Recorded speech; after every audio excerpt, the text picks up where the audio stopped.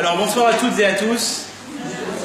Comme j'ai dit tout à l'heure en rentrant dans le Beth Midrash, ou plus précisément dans la salle de conférence, j'ai été très ému parce que j'ai vu cet endroit grandir et peut-être bien avant qu'il arrive ici, on a eu beaucoup de déménagements, au moins 3, et voir comment est-ce que Rav Ohana, le rabbin de Marseille, et Abraham Ohana, son fils, qui dirige aujourd'hui ici, eh bien, se sont investis pour donner l'air de ce qu'a ce lieu aujourd'hui.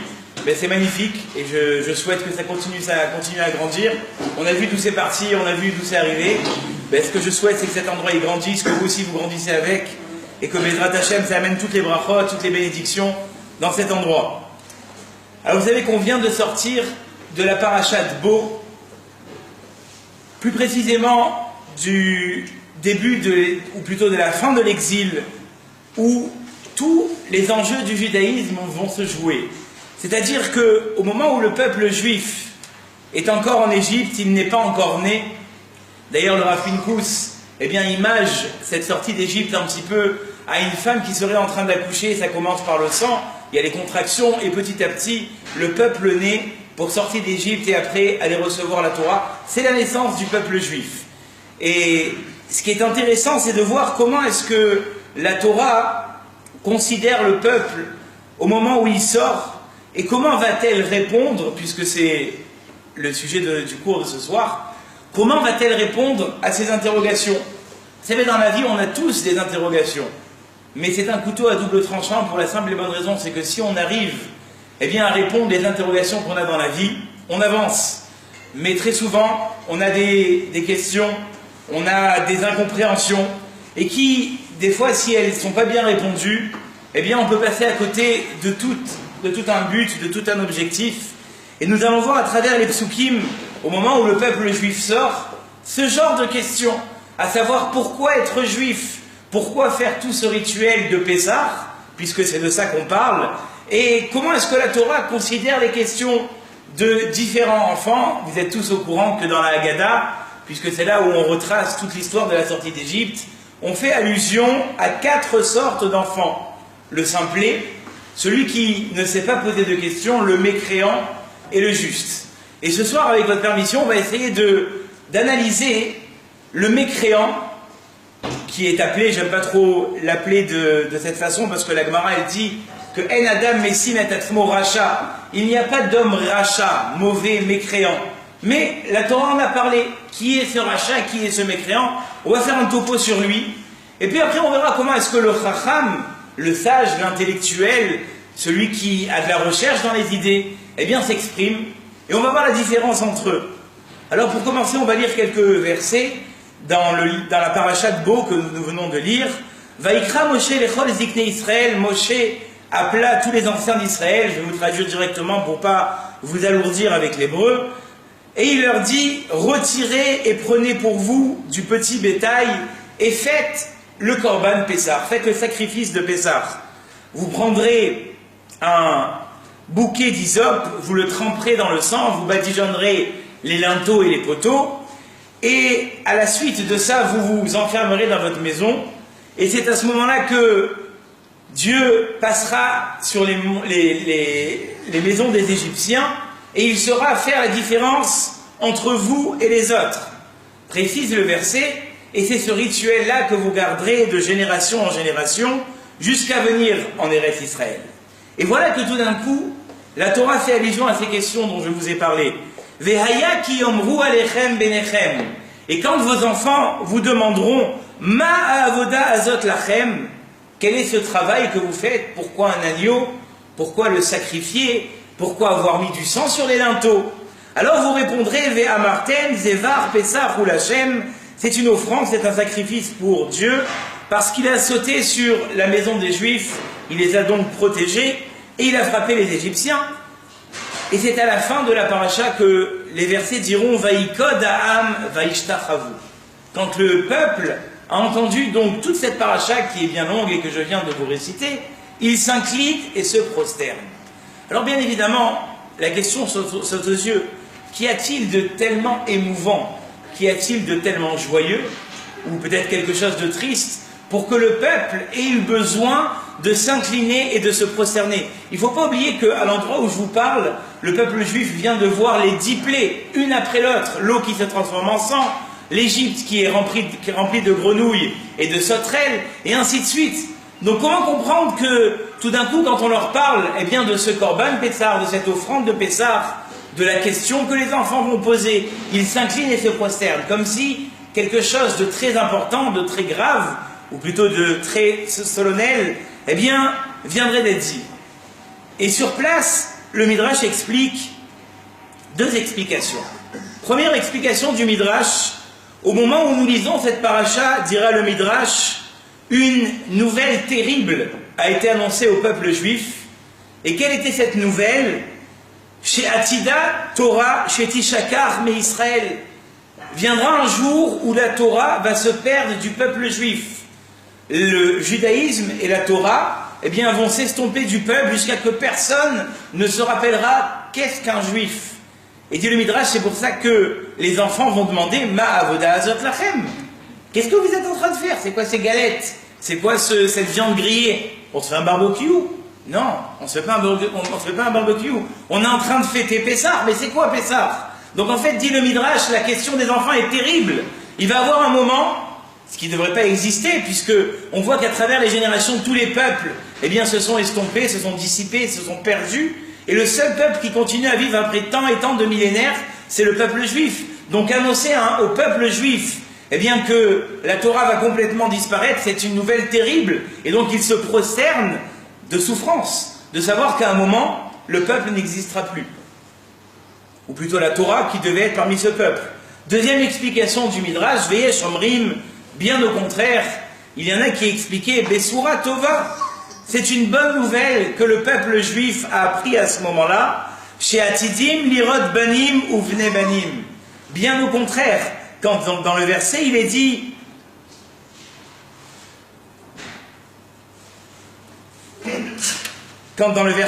Ushmartem et Adabarazé, vous garderez cette chose-là, une loi pour toujours, pour tes enfants et tes petits-enfants jusqu'à toujours. Dit le Midrash, bien au contraire. On est en train d'annoncer au peuple juif qu'en fait, il y aura toujours des générations l'une après l'autre, eh bien, qui vont venir perpétrer cette Torah. Et donc le travail des parents, quelque part, c'est faire passer le message à travers les enfants que plus le temps avancera et plus il y aura encore des juifs et des enfants et des petits-enfants qui viendront faire la Torah. Alors, dans la Gemara, il est ramené qu'en fait, quand c'est écrit ici, Vehaya ki omru alechem benechem, quand vous diront vos enfants, eh bien la question de ceux qui la posent ici, ce sont des enfants mécréants. On parle ici d'un rachat. Et là, dans de nombreux textes, la question s'impose. Comment comprendre que parce que les enfants ont demandé quel est ce travail que vous êtes en train de faire, eh bien eux, on les qualifie de rachat. Et à la fin de cette même paracha, on retrouve le même terme, Vehaya ki shalcha bincha machar lemor mazot, et quand ton fils te demandera qu'est-ce que tu es en train de faire, pareil, au sujet donc du Korban Pessah, Vehamarta elav bechozekia de Sianu Hashem et Mitzrayim. Tu lui diras, parce qu'Hachem nous a fait sortir avec une main forte, c'est pour ça que nous sommes en train de faire le sacrifice.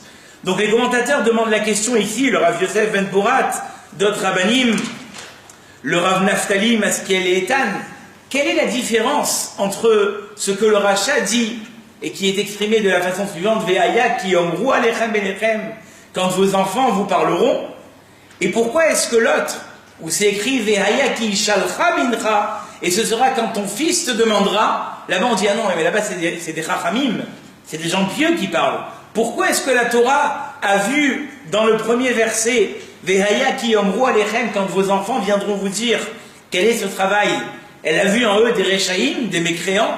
Et pourquoi est-ce qu'à la fin de la paracha, quand c'est écrit Vehaya ki shalcha mincha, quand te demandera ton fils, là c'est des tzadikim, attention, c'est des justes. Alors, ce Rav Naftali Maskil Etan qui a vécu il y a plus de 100 ans, eh bien va donner 2 principes fondamentaux sur ce que je vous ai dit tout à l'heure. Comment est-ce qu'on pose une question? Comment est-ce qu'on s'adresse à un rabbin? Comment est-ce qu'on s'adresse à quelqu'un qui connaît un petit peu plus de Torah qui est un peu plus expérimenté dans le judaïsme. Dira le Rav Naftali Maskil et Etan, là est la différence. Quand on regarde bien le verset, et là je vais zoomer sur les deux, Vehaya ki yomru alechem benechem. Ce sera quand vos enfants viendront vous dire, dit le Rav Naftali, là est la différence. C'est que les premiers enfants, ils viennent et ils affirment. Ils ne sont pas venus demander ou se renseigner. Ils ont déjà des principes, ils ont déjà des bases établies, ils ont leur avis sur tout. La seule chose qu'ils veulent venir faire, c'est foutre la panique. Essayez de se montrer un petit peu plus intelligent que la personne qui est en face, et essayez de dire finalement c'est moi qui ai raison, toi tu vas rien m'apprendre. Il dit le Rav Naftali, c'est ça le problème. Pourquoi est-ce qu'on l'a appelé rachat? Parce qu'ils viennent et ils s'imposent. Ve'aya ki yomru alechem benechem.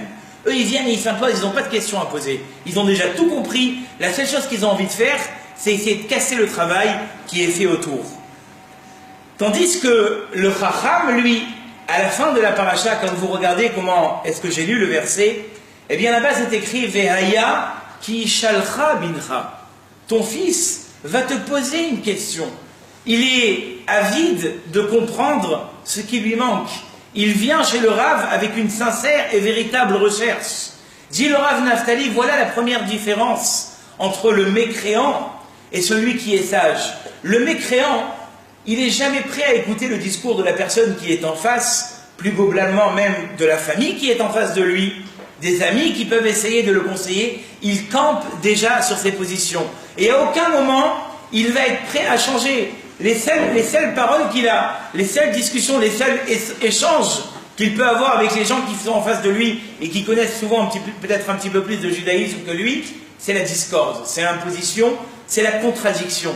Dit le Rav Naftali Maskil et Etan, quelqu'un qui est comme ça, il ne peut pas rester sadique, il va devenir rachat. Parce que quelqu'un qui n'est pas prêt à accepter les remontrances de ceux qui lui font, il ne peut pas avancer. Comme dit Michelet, qui chol derer ish yachar beinav. Un homme, s'il se laisse aller à son libre choix et à sa façon de penser, alors à ce moment-là, il ne va jamais changer.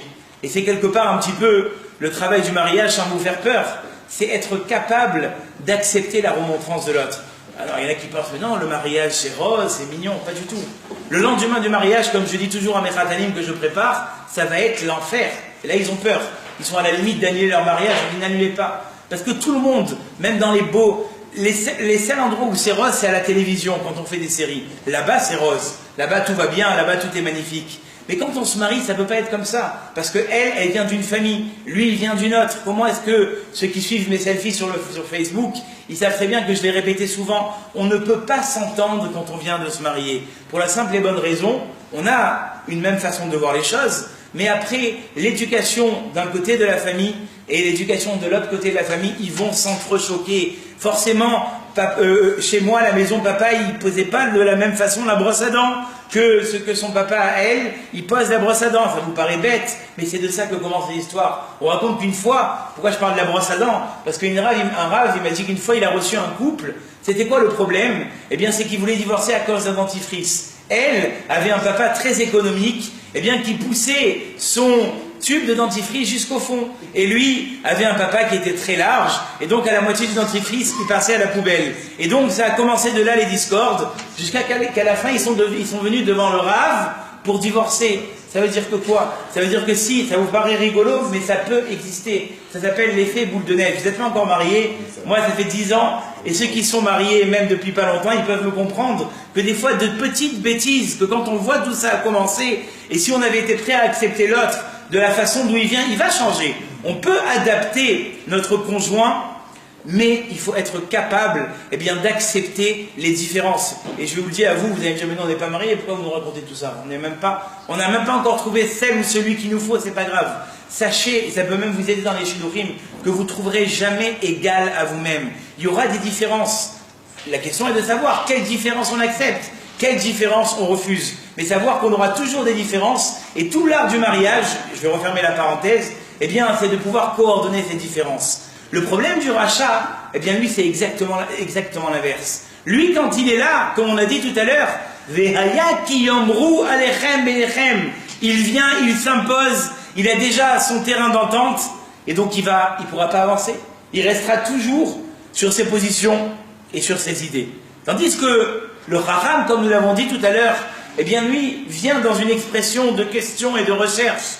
Donc forcément, s'il est en permanence en recherche, eh bien il va s'améliorer. Et on voit très souvent chez les gens qui ont avancé, eh bien c'est des gens qui, à chaque fois qu'on leur a fait une remontrance, qu'à chaque fois qu'on leur a dit, tu sais, il faudrait que tu changes à ce niveau-là, ça se fait pas de cette façon, ça tu pourrais mieux le faire. Ils ont accepté, ils se sont remis en question, eh bien ils ont avancé beaucoup. Et très souvent, ceux qui ont du mal dans la vie à pouvoir franchir les étapes, c'est parce que ça leur rentre d'une oreille et ça sort de l'autre. Donc encore une fois, tout dépend de l'approche.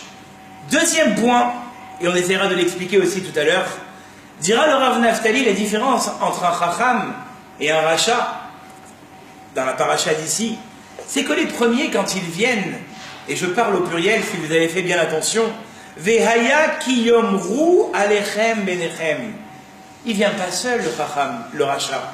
Le Racha, le mécréant, quand il vient poser ses questions, il faut que ça mousse, il faut qu'il y ait du bruit, il faut qu'on fasse une histoire. Et donc ils sont plusieurs à venir attaquer le rabbin. C'est pas quelqu'un qui, avide de comprendre un petit peu plus la Torah, il prend un rabbin, il se donne rendez-vous, il va le voir dans son bureau, il discute avec lui, il prend une rabbinite, elle prend une rabbinite, elle essaie de comprendre un petit peu plus les logiques de la tsniout, les logiques de la cacheroute, calmement, sereinement, de côté, posément.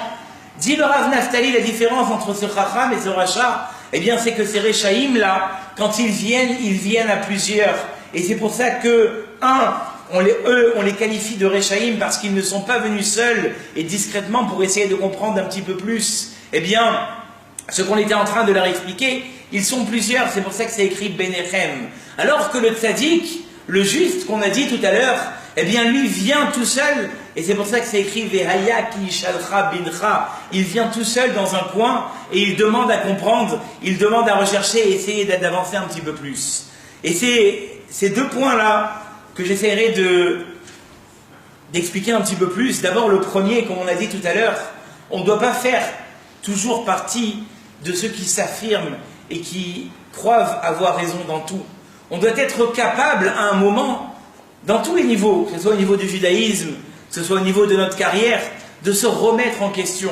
Et ça c'est très difficile, parce qu'on a notre ego, on a cette envie un petit peu de croquer le monde, et quand on vient, on nous remet en question, c'est quelque part se dire finalement, je suis peut-être dans l'erreur.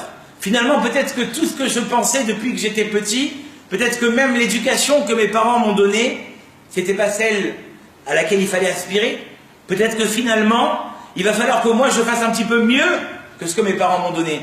Mes parents, eux, s'assiedent Shabbat pour faire 1, 2, 3 repas. Moi, je vais faire plus que des repas. Je vais commencer à m'intéresser à la synagogue. Je vais commencer à m'intéresser à des cours. Dit le Rav Naftali Measkil et Etan, c'est ça la différence. Est-ce qu'on est capable de s'interroger, de se remettre en question? Mais tout est dans la différence et tout est dans la manière. Est-ce que quand je pose mes questions, c'est dans une idée de pouvoir chercher à changer et à avancer, ou bien rester dans mon coin? Alors ceux qui entendent mon discours pourraient peut-être penser que finalement c'est peut-être pas bien de poser des questions. Finalement, c'est peut-être pas bien de se remettre en question et d'aborder le Rav avec tous ses problèmes. C'est pas du tout ça l'idée. Je veux dire bien au contraire. Plus on pose des questions, plus on essaye d'interpréter les choses différemment, et plus on essaye de s'entretenir avec ces rabbinim, plus on élimine les barrières, comme j'ai dit tout à l'heure, qui nous empêchent d'avancer. Il y a une histoire qui caractérise un petit peu ce que j'ai en train de dire. Une fois, c'était un Avrer qui voyageait d'Amérique en Israël. Il avait à côté de lui, apparemment, un vieux monsieur d'un certain âge, qui lui aussi prenait le même vol d'Amérique en Israël. Et il voit le nom de ce monsieur. Apparemment, il a un nom qui a consonance tout à fait juive, mais qui n'a que le nom juif. C'est-à-dire que quand il voit par exemple son plateau repas arriver dans l'avion, il voit que c'est 100% taref, il n'y a pas de cacheroute, tout est taref. Et il ne peut pas s'empêcher de lui demander, de lui dire, écoute, je ne comprends pas, toi qui as un nom, il avait un nom à consonance vraiment très très...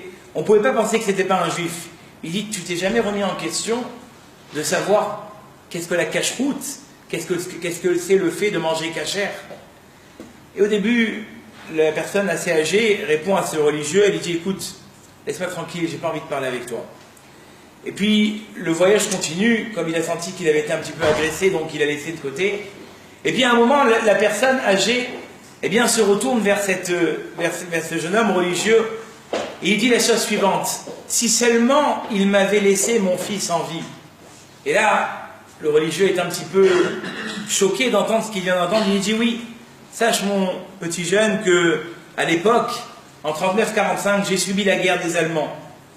Et à ce moment-là, eh bien, dans un baraquement, on a pris ma femme, on l'a mis de côté, on a pris mon fils. Et je l'ai vu s'éloigner, j'ai vu des SS le suivre, et après j'ai entendu des coups de feu. Et depuis ce jour, il a disparu. Il a dit: comment veux-tu qu'aujourd'hui j'ai encore la force de penser à manger cachère, de mettre une kippa et de faire tout ce qui va avec, quand même mon fils n'a pas été sauvé, eh bien, de cette guerre horrible. Là, bien évidemment, que le religieux n'avait plus un mot à dire. L'histoire se termine là pour l'instant. Et quelques semaines plus tard, c'est le jour de Yom Kippour, et ce même religieux-là traverse un quartier un petit peu dépourvu de judaïsme, un quartier un petit peu chiloni, ce qu'on appelle aujourd'hui non religieux. Et voilà qu'il revoit cette même personne, ce vieux monsieur âgé, le jour de Yom Kippour, avec une cigarette à la main. Et il dit: je vois que tu n'as pas tellement avancé dans tes positions. Il dit: non, je t'ai déjà expliqué que je ne changerai pour rien. Il dit: écoute, ton fils au moins que tu as perdu, tu le respectes, tu penses à lui, ça te fait de la peine de savoir qu'il t'a été arraché. Il dit: bien évidemment. Il dit: aujourd'hui c'est Yom Kippour, tu as déjà entendu parler de ce que c'est Yom Kippour? Il dit: bien évidemment que je sais ce que c'est Yom Kippour. Il dit: écoute, moi ce que je te propose, c'est de venir à la synagogue avec moi, entre la prière du matin et celle de l'après-midi de Moussaf. On va mentionner tous les noms des défunts, et ce sera peut-être le moment d'honorer ton fils et de dire son nom. Voilà que, un petit peu convaincu, le vieillard suit le religieux à cette synagogue. Il s'assoit et il attend patiemment le moment où, ce qu'on appelle le hiskor, la mention des défunts. Et voilà que il s'approche donc du maître officiant et il attend son tour pour donner le nom de son fils. Et c'est au moment où il donne le nom de son fils, le nom du père et le nom du fils, exactement comme il fallait, que le chazan se retourne, il devient blême et il commence à crier: papa, papa. Et au moment même où le vieillard réagit, il s'évanouit devant lui. Je ne sais pas si vous avez compris qu'en fait, ni plus ni moins, ce vieillard-là retrouvait son fils, maître officiant de cette synagogue. Qu'est-ce qui s'était passé? Il a dit: mais mon fils, je t'ai vu, au moment où je t'ai laissé derrière le baraquement, j'ai entendu des coups de feu. Comment est-ce que tu peux être ici? Il a dit: au moment où ça s'est passé, papa, c'est vrai que j'ai couru, mais j'ai pu éviter les balles, je suis passé sous un grillage, et de là, j'ai été me réfugier. C'est une famille non juive qui, plusieurs années plus tard, m'a donné la possibilité de monter en Israël. Et il a dit: moi, quand je t'ai pas vu, je savais une seule chose, c'est que ton visage n'apparaîtrait plus à moi. Je pensais ne plus te voir, je pensais que tu étais mort. Donc on voit d'ici, très chers amis, un principe, que le petit pas que cette personne a fait, de dire: je vais aller à la synagogue et je vais mentionner mon fils défunt, on voit à Kadosh Baruch Hu ce qu'il a donné en contrepartie. Donc c'est pour vous dire une chose, c'est que très souvent, au contraire, il ne faut pas hésiter. Il ne faut pas hésiter à s'approcher, même dans des choses qui nous paraissent à un moment douteuses, même dans des choses qui paraissent au début un petit peu étrangères à nous-mêmes. Mais après, on voit la récompense, on voit le chemin qu'on est capable de faire. Et quand on réfléchit aux années qui sont passées, eh bien on se dit finalement, ça valait le coup de faire cette recherche. Comme le dit le Maharal de Prague, ne dis jamais ta question n'est pas une question, car une question est une question importante, seulement la formule est essentielle. De même, le Ramban, eh bien, écrira à son fils: tu as des questions, écris-les sur un papier, oui, sur un calepin. Moi-même, j'ai des questions qui parfois ont attendu 10 ans pour être répondues. On doit être capable d'être évacué. Et c'est pour ça que, très souvent, on voit, d'ailleurs dans la Mishnah de Avot, la Mishnah elle dit là-bas: assez les harav, fais-toi un rave. Parce que quelqu'un qui n'a pas un rave, forcément dans la vie il y a des épreuves. Forcément, il y a des moments où on est devant le choix de faire deux chemins différents. Et si on n'a pas ce rave, et toujours le même, parce que très souvent, qu'est-ce qu'ils font les gens? Je suis là, ce qu'il m'a dit ce rabbin, ça ne me plaît pas trop, je vais aller voir un autre. D'abord, il faut savoir que d'après la halakha, en ce qui concerne la halakha pure et simple, quand on demande une halakha à un rave, si après on va voir un autre rave, et que ce rave a dit le contraire, on est obligé de les concilier ensemble, c'est-à-dire qu'il faut les réunir ensemble et que on essaye de comprendre pourquoi un a dit l'inverse de l'autre. Ça, c'est très important. Mais là, je ne parle pas du côté ilkhati, je parle du côté psychologique de la chose. Quand on a suivi un cave, quand on a suivi un chemin, bien évidemment qu'il faut trouver le rave qui nous correspond, pas trop autoritaire, quelqu'un de compréhensif, d'attentif. Et une fois qu'on a ce rave, alors c'est à lui qu'on va pouvoir poser ces questions discrètement et posément.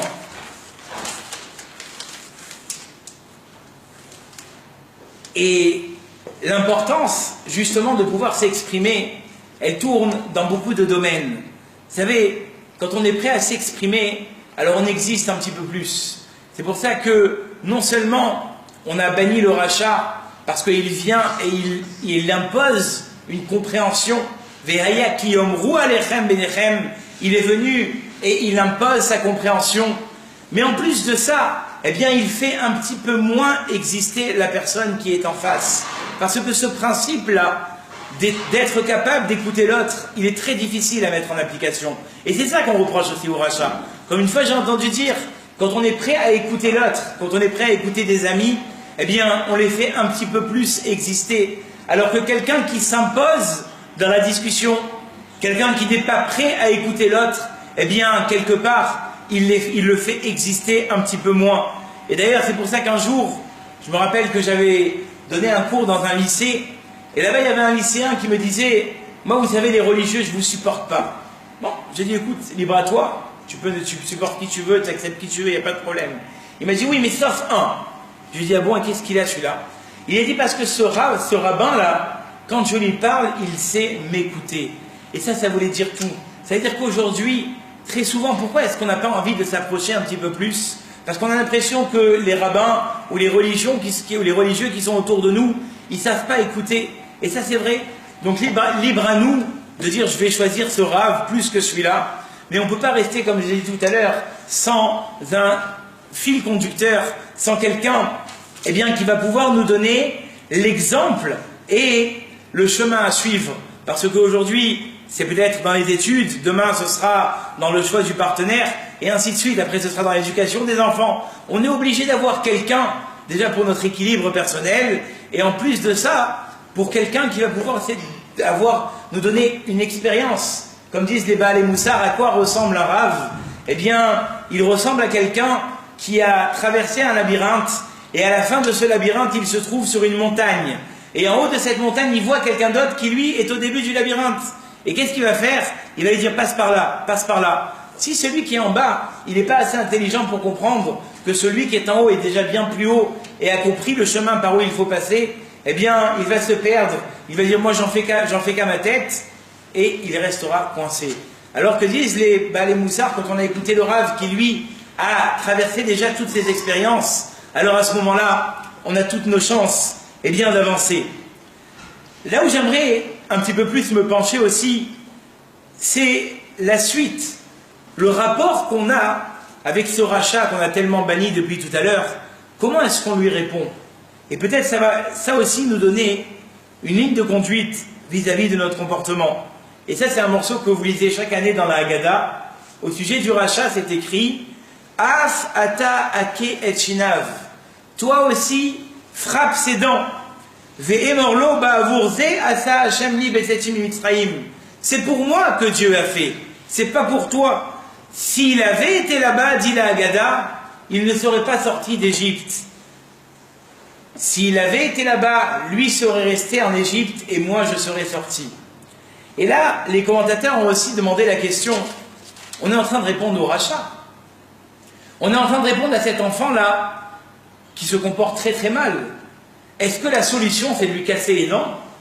Est-ce que dans la Torah, on privilège la violence, casser ses dents? Et en plus de ça, quand on lui répond pas directement. On lui dit, s'il avait été là-bas, alors moi je serais sorti, lui serait resté. S'il avait été là-bas, lui serait resté enfermé, et moi j'aurais eu la liberté. Comment ça se fait qu'on ne lui répond pas directement? On aurait dû lui dire, si tu avais été là-bas, tu ne serais pas sorti. Si tu avais été là-bas, tu aurais refusé la liberté. Comment ça se fait qu'on s'adresse, eh bien, à la troisième personne? Et là, le Rav Katz va dire la chose suivante, pas celui que vous connaissez de Paris, un bien plus âgé, va dire qu'en fait, la problématique de ce mécréant, de celui qui n'a pas envie tellement de rejoindre le chemin de la Torah, c'est que quand il a ces malaises, quand il a tous ces problèmes de religion, qu'est-ce qu'il fait? Il entraîne les autres avec lui. Et c'est ça qu'on a dit tout à l'heure. Un est seul, c'est le tzaddik, et l'autre vient en nombre. C'est-à-dire que celui qui a du mal avec le judaïsme, il ne peut pas rester seul. Il a besoin d'entraîner des gens un petit peu plus faibles que lui. Et c'est ce que va dire d'ailleurs la Mechilta, il n'est un rachat azé, ce mécréant-là, en dehors du fait qu'il n'est pas prêt à accepter sur lui, mais en plus de ça, il va prendre le cœur des plus jeunes que lui, et il va essayer de les convaincre de suivre son chemin. Donc on voit encore une fois que le rachat, il n'a pas le seul problème de vouloir camper sur ses positions, mais en plus de ça, il va essayer de ramasser des gens qui sont autour de lui pour les convaincre que c'est lui qui a raison. Et que toute la Torah et le judaïsme, finalement, ça ne vaut pas le coup. Il vaut mieux aller s'éclater, comme on dit aujourd'hui. Et ça, c'est le problème, je vais vous dire, d'un petit peu tout le monde, par rapport à nos sensations de tous les jours. Comme l'explique le Rav Wolbe, vous savez qu'on dit qu'en France, ça c'est pas lui qui le dit, c'est moi qui vous le dis, vous avez peut-être déjà entendu parler de ça, il y a 90% de gens qui prennent des antidépresseurs. Je ne sais pas si vous êtes au courant. Et les gens y croient que, libre à eux, et de toute façon c'est justifié puisque la médecine exacte, ça va les aider. Ils croient qu'ils sont les seuls à être dans cette situation où des fois ils se sentent tout mous, où des fois ils n'ont même pas envie de poser un pied en dehors de la couette et de dire je vais me lever et je vais aller me battre et je vais aller avancer. Il dit le Rav Wolbe, chez tout le monde il y a ces moments de passage à vide. Chez tout le monde il y a ces moments où on aura envie de croquer la vie à pleines dents et on aura envie de tout massacrer et de tout avoir pour nous. Et il y aura ces moments-là où on sera d'une tellement grande faiblesse qu'on n'aura même pas la force de dire bonjour à son voisin qui habite sur le même palier. Vous savez comment est-ce que ça s'appelle ça? Yemé ha'ava ve'yemé sina. Il y a des jours chez l'homme où il y a des jours d'amour, justement, où il s'aime à lui-même, il aime les gens qui sont en face de lui, il voit la vie en rose, comme on dit aujourd'hui. Et il y a des jours où tout est noir et tout est gris, et il y a ce qui s'appelle se lever du pied gauche. Il dit le Rav Wolbe, d'où ça sort tout ça? Il donne une explication extraordinaire. Il dit qu'au moment où l'homme a été créé, il y avait une discussion entre les anges. Certains disaient, ça vaut le coup qu'on crée l'homme. L'homme va faire beaucoup de choses intéressantes dans ce monde. Les autres malachim, les autres anges, eh bien eux disaient, l'homme ne sert à rien, c'est un profiteur, un destructeur, ne le créons pas. Et voilà que les anges étaient en train de discuter entre eux, et c'est au milieu de cette discussion qu'Akadosh Baruch Hu, que Dieu créa l'homme. Dit le Rav Wolbe, c'est-à-dire que l'homme a été créé dans un climat de contradiction. Il y a des malachim, il y a des anges qui veulent qu'on vive dans ce monde, qu'on se multiplie et qu'on s'épanouisse et qu'on avance. Et il y a d'autres anges accusateurs qui sont là pour nous pousser à la rama. Excusez-moi du mot, ils nous foutent la rama toute la journée. Et donc l'homme, il va devoir être capable de surfer entre ces deux moments-là. Ne pas croire qu'on est dans une dépression, pas du tout. Il y aura des jours où on aura envie d'avancer, il y aura des jours où on aura envie de devenir des gens et de faire des choses, et il y aura des jours où il va falloir qu'on se traîne, excusez-moi le terme, la langue par terre, et on va devoir avoir le courage de continuer. Et quelque part, la différence entre ceux qui ont réussi dans la vie, peut-être que je m'avance un petit peu trop, mais c'est pas grave, je prends le risque. La différence entre ceux qui ont réussi et ceux qui n'ont pas réussi, eh bien c'est ceux qui sont arrivés à traverser ces périodes noires pour dire à la fin il y aura le bout du tunnel. Comme dit un ami à moi, c'est peut-être un petit peu trop français, pas toraïque, mais c'est pas grave. Après la pluie, le beau temps. Mais il faut être capable, il faut être convaincu de se dire maintenant je suis en train de passer une étape qui est difficile, après viendra une étape un petit peu plus facile. Mais si moi le premier, je ne suis pas convaincu, les gens qui sont autour de moi, je les traîne avec moi dans la boue. Et tu sais quoi, laisse tomber, t'as raison, viens on va pas en cours, viens on va se bourrer la tête, de toute façon ça sert à rien, viens on va écouter de la musique, et puis de toute façon la vie elle est pourrie, et la situation sécuritaire elle est pourrie, et puis de toute façon les Arabes ils vont... Mais où tu vas comme ça? Si tu t'arrêtes à chaque instant, et c'est ça le problème du rachat, le problème du mécréant, c'est que non seulement il pourrit sa vie, mais il pourrit celle des autres. Et si la personne, eh bien, elle n'a pas été capable de se relever, on dit c'est quoi un tzaddik? Mon rêve Rabotaï, c'est quoi un tzaddik? C'est pas quelqu'un qui a la barbe, qui a l'épée. Aussi, il y a ceux qui ont la barbe, qui a l'épée haute, le chapeau, et c'est des tzaddikim, mais ils pensent qu'à étudier la Torah. Mais comment la Torah, la Gemara, elle détermine le juste? Shiva yipol tzaddik vekam. 7 fois est tombé le tzaddik, le pieux, et il s'est relevé. Voilà peut-être le secret de la réussite. Vous allez me dire, c'est des grands mots, c'est facile à dire, mais difficile à faire. Réfléchissez bien. Combien de fois on s'est découragé parce qu'on n'a pas eu ce qu'on voulait dans notre vie? Combien de fois on s'est découragé parce qu'on n'a pas entendu de nos parents ce qu'on voulait attendre d'eux? Combien de fois on s'est découragé parce que la personne qu'on fréquentait nous a laissé tomber? Mais à ce moment-là, est-ce qu'on est chacham de nous dire finalement c'est qu'une étape pour peut-être avancer un petit peu mieux? Ou alors, malheureusement, non seulement on se laisse aller, mais on pourrit les gens qui sont autour de nous, excusez-moi du terme. Et c'est ce que dit à la fin la Mérita, Vetoratenu Akdosha Yarda Lesov Daato. La Torah, elle est descendue au bout de la réflexion de ce rachat, et elle a dit En Shuvah. Il n'y a pas de réponse à donner à un type pareil. Remarquez bien, les gens qui sont déprimés, des fois vous voulez même les éviter. Pourquoi? Parce que quand vous essayez de leur parler, vous déprimez à vous-même. Vous avez pensé venir et leur remonter le moral. Tiens, je vais passer une après-midi avec elle, ça va être sympa, on va sortir. Tu ressens que tu as encore plus le cafard qu'elle.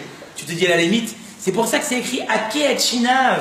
Pas que tu lui casses les dents, mais ferme-lui la bouche. Ne le fréquente pas, ne le regarde pas. Explique aux autres que celui-là, il ira pas loin et que toi, avec toute la volonté que tu as et toutes les difficultés que tu traverses, si tu as été capable de te dire finalement, je vais me relever et je vais encore essayer une fois de plus, eh bien, j'aurais pas fait le travail du rachat. J'aurais laissé de côté tous ces gens-là, eh bien, qui n'ont pas cette ambition d'avancer, et qui, plus que ça, veulent rester. Ça leur plaît de rester dans la zut. Ça leur plaît. Il y en a qui, pour eux, le confort, c'est de vivre le train-train quotidien angoissant. Et quand on en change un petit peu leur vie, quand on leur change un petit peu, eh bien, leurs traits de caractère, ils sont mal. Vous savez, le Harizal, il a donné une parabole, à savoir, est-ce qu'on doit croire en la résurrection des morts? On doit croire en la résurrection des morts. Vous savez qu'un des 13 principes de la Torah, Aréani Ma'aminu Shemash Sheyavo Melech HaMashiach, que le Véché Ametim, Atizim les Chayot, et qu'à ce moment-là, quand le Mashiach va venir, les morts vont ressusciter. Eh bien, le Harizal, justement, a donné un petit peu l'exemple de tous ces gens-là qui ne croient pas, qui sont très pessimistes quant à l'idée de dire le Mashiach viendra, les morts vont ressusciter. Et il raconte qu'une fois, il y avait des jumeaux, ils étaient dans le ventre de leur mère. Et là-bas, justement, un croyait en la fin de la grossesse, c'est-à-dire en la naissance, en un monde meilleur, un petit peu plus meilleur que d'être dans une bulle remplie d'eau, excusez-moi les mamans, et en train d'être étouffé et de recevoir de la nourriture. Il disait non, c'est pas ça ce monde. Il y aura un monde bien meilleur. Et l'autre jumeau, lui, était très terre à terre, très rachat dans cette idée-là, de dire que mais non, qu'est-ce que tu racontes? La vie essentielle, c'est celle-là. On a la bouche dans on a la nourriture dans la bouche, on est peinard à l'ombre comme ça du soleil, on se fait trimballer par-ci, par-là. Et voilà que chacun est resté sur ses positions. Et à un moment, qui commence à sortir en premier à naître? Eh bien, c'est celui qui croyait en la naissance et en l'accouchement. Il a dit, regarde, l'autre qui n'y croyait pas, il dit, regarde de quoi tu as l'air, tu es en train de t'enfoncer dans un trou, regarde, tu es en train de mourir, je t'avais dit qu'il fallait que tu profites, il commence à pleurer. Il dit, le Harizal, on est tous un petit peu comme ces jumeaux. On dit malheureusement, on campe sur nos positions, on n'est pas capable à penser au lendemain, on n'est pas capable à se dire finalement aujourd'hui je galère, finalement aujourd'hui c'est dur, mais il y aura des jours bien meilleurs, et là je me bats et je combats. Et donc c'est pour ça qu'on a dit tout à l'heure, le Chacham, lui, il vient, il pose des questions, juste il a une seule envie, c'est d'avancer. Alors que le Rachat, toute la journée, il crache son venin, mais on ne peut pas le faire changer. On ne peut pas le faire changer parce que ses positions, eh bien, sont déjà établies, et donc à ce moment-là, malheureusement, on ne peut pas le faire avancer. La question, et peut-être la plus importante pour la fin, c'est comment arriver justement à faire perpétrer cette Torah? Comment être capable de se dire finalement, moi je vais faire partie de ceux qui avancent. Moi j'ai envie d'être quelqu'un qui aujourd'hui est à un certain niveau, mais plus tard va avancer. Comment on arrive à ça? Alors, vous savez que si vous n'avez peut-être pas remarqué, mais à la fin de la paracha, c'est écrit Ushmartem et Adavar Azé. L'histoire du Korban Pessar et du sang qu'on badigeonne sur les linteaux de la porte au moment de la sortie d'Égypte Dit la Torah, vous garderez cette chose-là comme un principe établi et comme une habitude chaque année. Alors je vous la fais en rapide. Ce qui est écrit ici, apparemment, c'est contradictoire avec le Talmud, qui dit que quelle est la différence entre le Korban Pessah qu'ils ont fait au moment de la sortie d'Égypte et le Korban Pessah qu'on fera dans toutes les générations. C'est que le Korban Pessah de la sortie d'Égypte, il y avait effectivement un agneau attaché au lit pendant 4 jours qui était en train de bêler aux pieds des Juifs. Et le Korban Pessah de la sortie d'Égypte, il y avait effectivement ce sang qui a été badigeonné sur les linteaux. Pour les générations à venir, on aura juste à faire un Korban Pessah. Donc comment comprendre que la Torah me dit ici, eh bien tu garderas ce rituel d'année en année, puisque le sang, niet, il n'y en aura plus. Le Korban Pessah attaché au pied du lit, il n'y en aura plus. Donc comment comprendre que la Torah me demande de garder quelque chose qui de toute façon est amené à disparaître, d'après ce que me dit le Talmud? Alors là aussi, le Rav Yosef Ben Porat a donné un principe extraordinaire. Il a dit, quand on relit le verset, on voit qu'en fait on n'a pas compris ce que la Torah nous a dit. Ushmartem, comment c'est écrit dans le verset? Vous garderez, c'est pas écrit vous garderez le Korban Pessah et l'aspersion du sang. Et adavar azé, cette chose-là. Lechok lecha, une loi pour toi, pour tes enfants et pour toutes les générations à venir.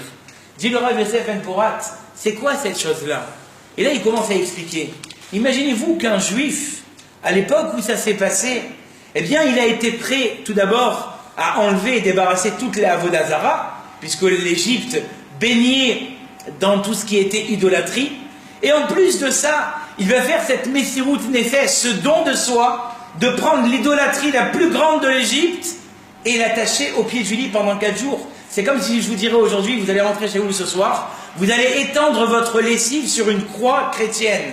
Vous êtes, monsieur Rabin, vous êtes en train de délirer en plein jour là. Vous voulez qu'on se fasse attraper par la police? C'est un manque de respect. Eh bien eux, ils ont fait ça. Ils ont pris l'agneau et ils l'ont mis pendant 4 jours au pied de leur lit, au risque, eh bien, de perdre leur vie. Parce qu'un Égyptien qui voit son idolâtrie bafouée peut être révolté jusqu'à prendre le juif et se dire de toute façon, comme ça s'est passé malheureusement en 39-45, il ne nous reste plus longtemps à vivre, tuons le juif, comme ils ont fait les Allemands au moment où ils ont vu les Américains débarquer dans les camps. Ils tuaient les juifs pour un rien.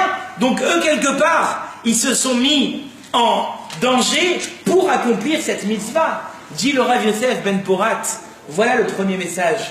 Pas de mourir pour la Torah, mais d'être capable d'approcher un petit peu de son soi pour la Torah. De dire ce soir, je devais aller au cinéma, c'est vrai. Eh bien, ces 2 heures de cinéma, je vais les approcher pour un cours de Torah. Ce soir, ce soir, je devais aller faire un restaurant, et pas tellement en cachère ce restaurant. Je vais aller manger une pizza au cachère, c'est pas grave. Je vais donner un petit peu de toute ma vie extérieure, de tout ce qui m'est étranger pour l'instant, et je vais le donner pour Akadosh Baruch Hu. Voilà ce qu'Akadosh Baruch Hu nous a demandé de prendre comme mission, de se dire, eux, ils ont été approchés, ils ont fait une certaine offrande intérieure en donnant la possibilité au clan Israël de faire ce Korban Pessah. Nous aussi, on va être capable, eh bien, de donner un petit peu plus de notre nous-mêmes, de nos choses, et de se dire finalement, je vais approcher un petit peu plus. Deuxième message, et ceux qui sont arrivés juste maintenant, ça valait le coup de venir rien que pour ce message-là. La deuxième Messirut Nefesh, dites-vous bien qu'après avoir pris ce Korban Pessah, cette idolâtrie, bonsoir, cette idolâtrie, et l'avoir attachée au pied du lit, ils l'ont égorgé. Ils ne se sont pas suffis de l'égorger, ils ont mis leur sang à l'extérieur. Donc ça veut dire qu'ils étaient prêts à s'engager et à risquer la vie, même sur des signes extérieurs. Et là, ce que je vais vous dire, ça prend toute sa dimension dans les derniers événements qui se sont passés. Dit le Rav Yosef Ben Porat, un juif, il doit être capable de se montrer juif même à l'extérieur. Et il dit le Rav Yosef Ben Porat, qu'est-ce qui a sauvé les juifs au moment où Akadosh Baruch Hu a tué les premiers-nés? C'était ces signes extérieurs. Il dit le Rav Yosef Ben Porat, aujourd'hui, et encore plus à Marseille aujourd'hui, et je comprends l'angoisse de tous les juifs, on a tendance à cacher tous ces signes extérieurs. On est en train de nous dire, et à juste titre, qui mieux que moi peut le comprendre, puisque la personne qui s'est fait agresser, c'est un ami intime à moi, et 5 minutes avant que ça s'est passé, on était ensemble. Donc je comprends la situation, j'ai rencontré Benjamin, on a discuté de longtemps ensemble, je comprends. Mais ce que dit le Rav Yosef Ben Porat, eh bien, c'est que peut-être tous ces signes extérieurs, quand on a la conviction de se dire, finalement, ils sont là pour nous protéger, eh bien, quelque part, on peut être convaincu de cette conviction. Et je vais vous dire la vérité, peut-être que la kippa que Benjamin portait au moment où ça s'est passé, non seulement ça lui a pas fait défaut, mais en plus de ça, ça l'a protégé. Parce que quand il m'a montré la grandeur de la machette avec laquelle il a été frappé, et aux endroits où il a été frappé, on ne peut uniquement dire que la kippa l'a protégé. Et c'est ça que les Chachamim, ils ont dit, Shluchei mitzvah enan nizokim, un juif qui fait la Torah comme il le faut, comme il se doit, il ne peut qu'être protégé. Alors vous allez me dire, oui mais des fois, monsieur le rabbin, c'est beau de dire ça, mais il y a des gens qui sont morts en faisant des mitzvot. Il y a des gens qui, parce qu'ils étaient juifs, on les a envoyés dans des fours. Ça c'est vrai. Nous, on ne peut pas répondre à ces questions-là. On peut pas, on n'aura pas les réponses, et même si on les a, on ne peut pas les donner parce que c'est trop dur de pouvoir subir ce que le peuple juif a subi.